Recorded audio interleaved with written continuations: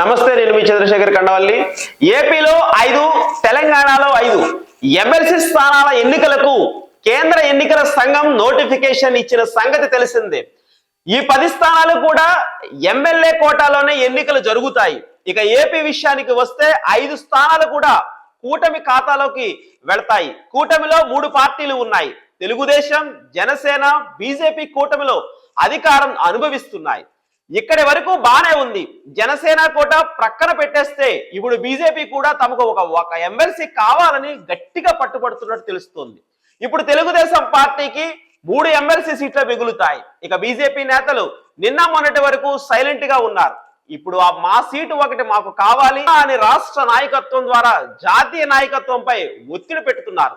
కొందరు నేతలు ఢిల్లీ స్థాయిలో చేసిన లాబింగ్ తో కొన్ని పేర్లు తెరపైకి వచ్చాయి.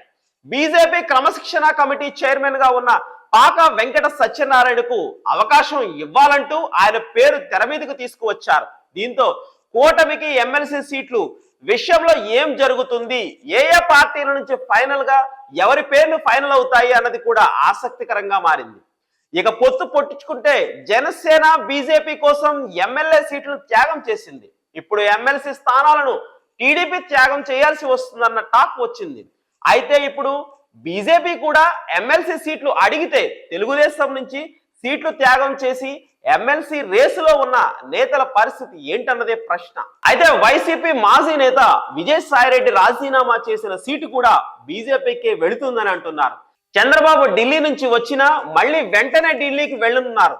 అక్కడే బీజేపీకి ఎమ్మెల్సీ సీటు ఇచ్చే విషయమై ఏదో ఒకటి తేల్చేస్తారన్నట్టున్నారు. చంద్రబాబు ఢిల్లీ బీజేపీ నేతలను ఏదోలా కన్విన్స్ చేస్తారనే ఏపీలో త్యాగరాజులకు కాస్త న్యాయం జరుగుతుందన్న ఆశలతో టీడీపీ నేతలు ఉన్నారు.